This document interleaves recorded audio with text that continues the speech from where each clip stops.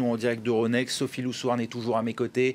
Ces conséquences, on est en train de les voir sous nos yeux. Alors il faut dire qu'on s'y attendait un petit peu, hein, cette chute vertigineuse de la livre sterling. Ça donne un peu une idée de ce qui peut se passer dans les prochains jours. Alors l'économie britannique peut craindre des turbulences financières à court terme et un ralentissement économique à moyen terme. En effet, on s'attendait à une chute de la livre sterling entre 10 et 20%. On s'attend également à une chute des investissements étrangers au Royaume-Uni, qui avait été suspendu pendant cette période de campagne du référendum. On s'attend également à une montée de l'inflation à 4% en cas de scénario adverse et à une baisse de pouvoir d'achat des ménages britanniques dont le pouvoir d'achat pourrait être diminué de 2200 livres par an.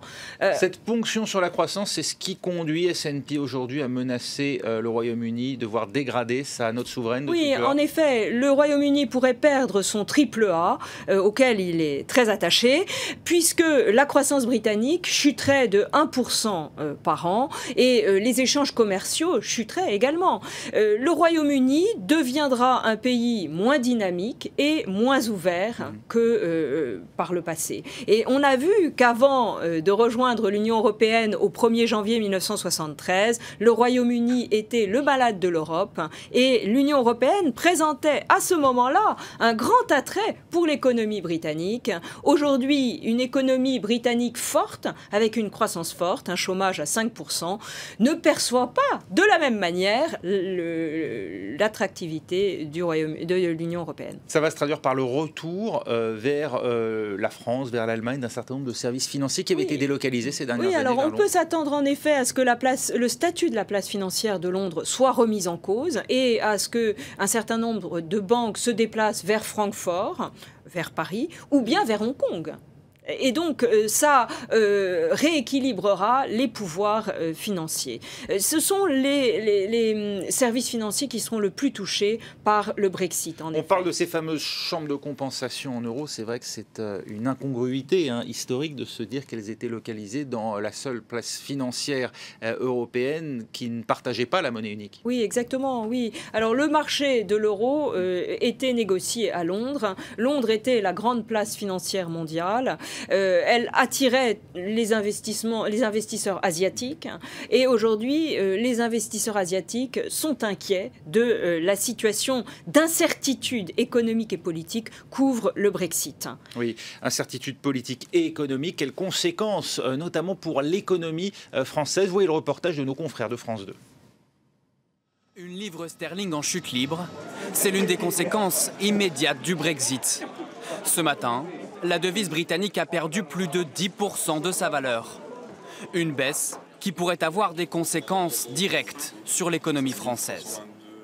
La baisse de la livre sterling, la baisse au final de l'économie qui va avoir lieu au niveau du Royaume-Uni va impacter négativement probablement les secteurs des exportations en France. En termes de secteurs qui sont concernés par l'exportation en France, on a l'agroalimentaire et notamment la chimie qui exportent massivement vers le Royaume-Uni et qui seront les plus pénalisés. Le Royaume-Uni, c'est le 7e partenaire commercial de la France. En 2015, les exportations françaises y représentent plus de 31 milliards d'euros. Et le Brexit pourrait coûter jusqu'à 3,2 milliards d'euros aux entreprises françaises en 2 ans. Mais l'instauration de barrières douanières ou de taxes importantes sur les marchandises est peu probable selon cet économiste.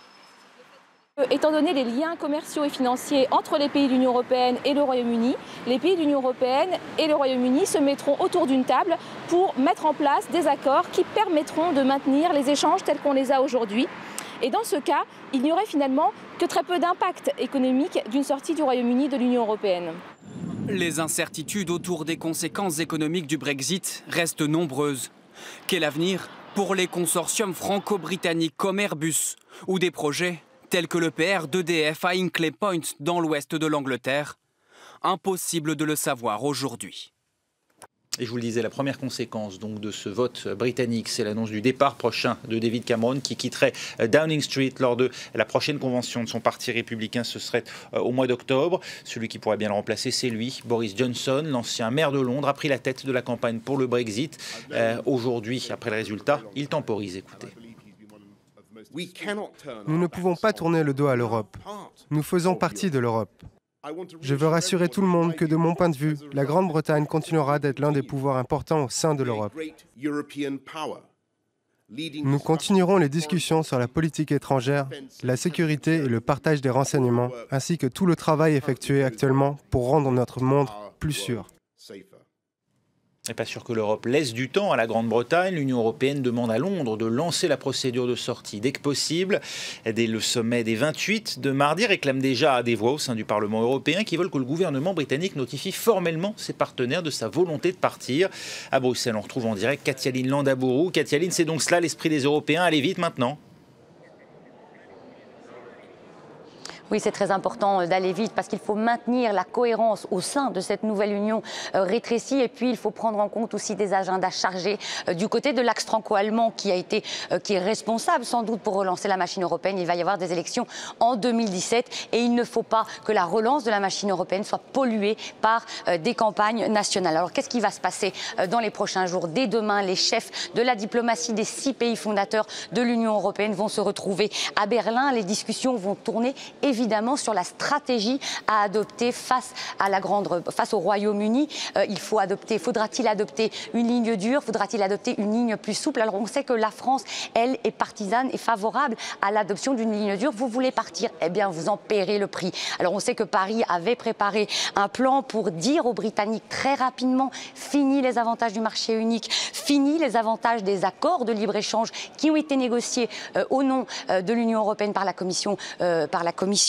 Et puis aussi fin des subventions européennes très rapidement pour que les Britanniques comprennent que si on quitte l'Union européenne, il y a un prix. Et puis aussi et surtout pour éviter un effet de contagion qui risque de se faire sentir très rapidement, en particulier dans certains pays de l'Est qui ont des gouvernements au pouvoir qui sont ouvertement hostiles à l'Union européenne. Je pense à la République tchèque, je pense à la Pologne, à la Hongrie. Les Tchèques, par exemple, ont dit qu'en cas de Brexit, ils pourraient eux-mêmes organiser un référendum similaire après le Brexit, le Tchexit. Enfin bref, on pourrait en arriver à des situations pareilles dans beaucoup de pays de l'Union européenne. Pour éviter d'ailleurs la contagion, François Hollande se rend lundi à Berlin. Katialine, Angela Merkel a annoncé d'ores et déjà une forme de mini-sommet franco-allemand avec également présent notamment Jean-Claude Juncker, le président de la Commission européenne. Est-ce qu'on sait ce qui va se dire? Est-ce qu'une initiative est déjà à l'œuvre à l'heure qu'il est? Il paraîtrait qu'une initiative est à l'œuvre, que Paris et Berlin, depuis des semaines, négocient l'idée d'un plan de relance de cette machine européenne pour éviter que le délitement soit total au sein donc de cette union rétrécie. Alors, est-ce que ce plan existe vraiment? J'interviewais tout à l'heure Martin Schulz, le président du Parlement européen, qui disait qu'il y a beaucoup de rumeurs. Pour l'instant, on n'en sait pas beaucoup plus. Alors, il était question, et François Hollande l'avait évoqué il y a quelques semaines, d'essayer de réunir les 27 autour d'un projet fédérateur. Alors, qu'est-ce qui pourrait vraiment fédérer, et notamment au sein des opinions publiques? Eh bien, c'est le thème évidemment de la sécurité, de la défense, avec les menaces terroristes qui planent. L'Europe pourrait réellement, dans ces domaines, montrer qu'elle a une plus-value. Et je crois que si on veut fédérer les Européens, parce que les Britanniques n'ont pas le monopole de l'euroscepticisme, si on veut fédérer les Européens autour d'un projet, il faut prouver que véritablement l'Europe est importante pour mieux fonctionner, pour aller de l'avant. Merci Katialine Landabourou en direct de Bruxelles. Avec nous toujours en plateau Sophie Lousouarn, également avec nous Virginie Hertz, notre spécialiste des questions internationales. On va peut-être évoquer justement quelle forme pourrait prendre la sortie du Royaume-Uni de l'Union européenne. Peut-être un mot de Sophie Lousouarn sur cette question. Oui, alors on peut envisager 3 formes d'association. Une association dans le cadre de l'espace économique européen, et dans ces cas-là, le Royaume-Uni serait un petit peu comme la Norvège et paierait 80% des subventions qu'elle paye actuellement à l'Europe, mais n'aurait pas son mot à dire sur l'évolution des institutions européennes. On peut également, dans un deuxième scénario, envisager un accord bilatéral semblable à celui signé par l'Union européenne avec la Suisse, la Turquie ou le Canada, ou bien on peut envisager l'inscription des échanges commerciaux dans le cadre des règles de l'Organisation mondiale du commerce. Dans tous les cas, Virginia, les ponts ne sont pas définitivement rompu. Personne n'y a intérêt finalement. Non, mais pourtant, le ton aujourd'hui, c'est d'un côté, on dit on va faire ça sans précipitation, c'est Boris Johnson qui le disait, et tous les ténors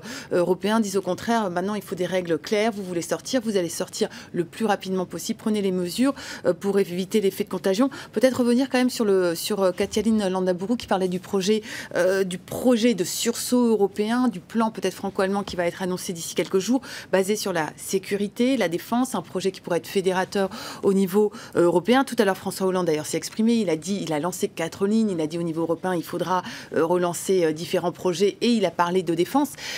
Ça va être quand même très compliqué, c'est-à-dire que oui, la défense, la sécurité commune, c'est un grand projet, mais ça fait des années qu'on en parle. Il faut rappeler quand même que la communauté européenne de défense a été un échec cuisant dans les années 50. Il faut rappeler aussi qu'en matière de défense, les deux piliers de la défense européenne ou en Europe, c'est la France et le Royaume-Uni. Les deux seuls pays à bénéficier de la dissuasion nucléaire. Qui ont d'ailleurs un accord bilatéral, il y a un traité de défense commune qui a été signé en 2010 en dehors de l'Union européenne, que en fait au niveau de l'Union européenne, enfin de l'Europe, la défense c'est surtout l'OTAN, et donc tout ça c'est quand même très compliqué en termes politiques. Donc oui, c'est certainement un projet fédérateur dans l'idée, mais maintenant la réalisation risque d'être très compliquée. Le vote britannique d'hier, alors on sait qu'il n'est pas contraignant, mais qui sera évidemment suivi sans doute d'une action du gouvernement britannique à destination de l'Europe.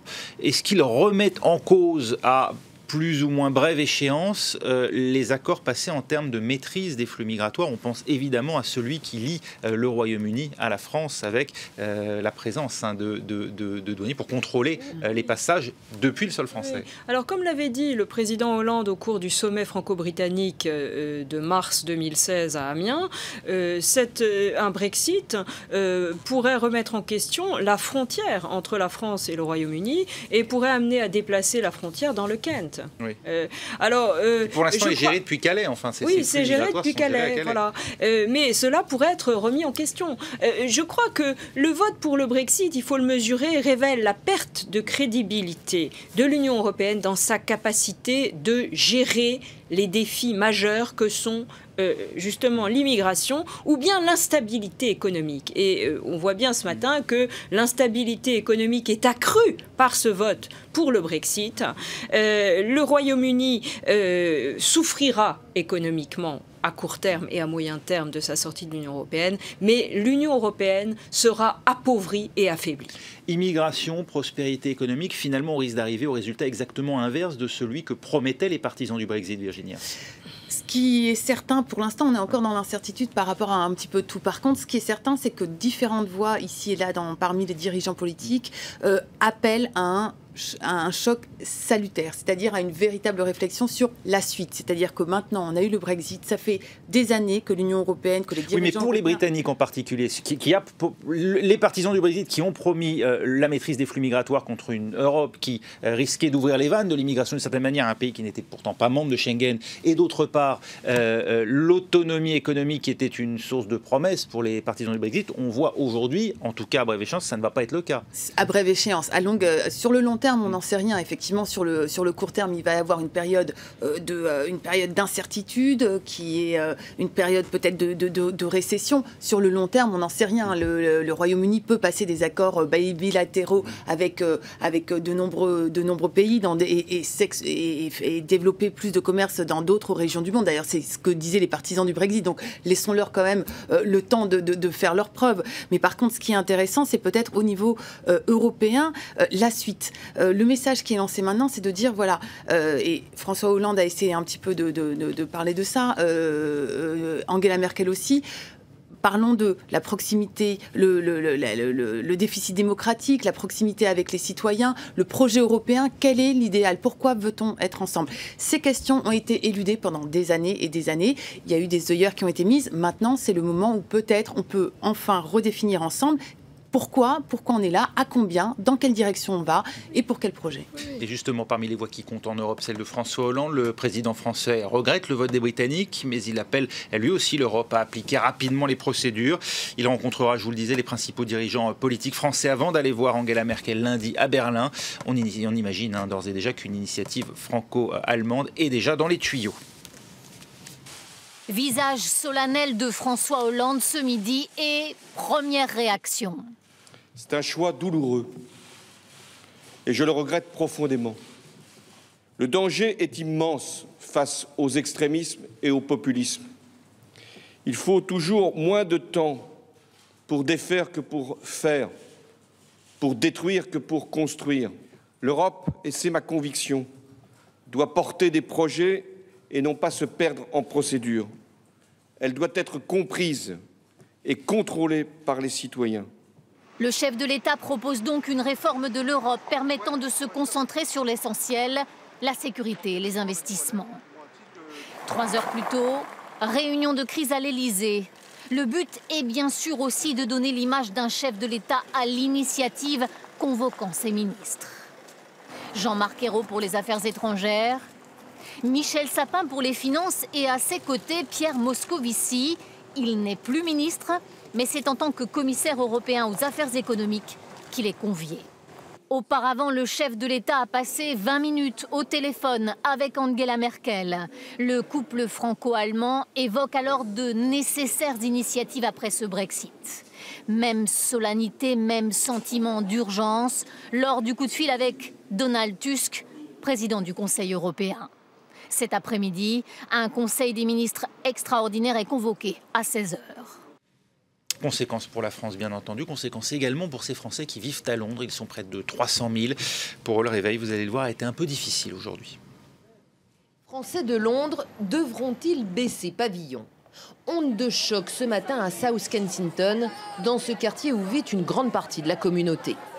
Devant le lycée français, les parents improvisent une réunion. On y est, on y reste, on s'accroche. Ces mères de famille habitent depuis des années à Londres et elles n'ont pas du tout envie d'en partir.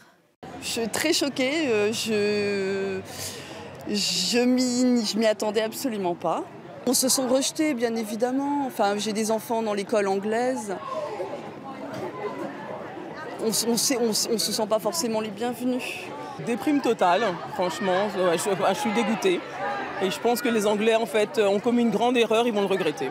Quelles seront les conséquences, en fait, à court terme sur, en fait, l'emploi, sur les impôts, sur les écoles? Voilà, en fait, c'est ce qu'on se pose comme question.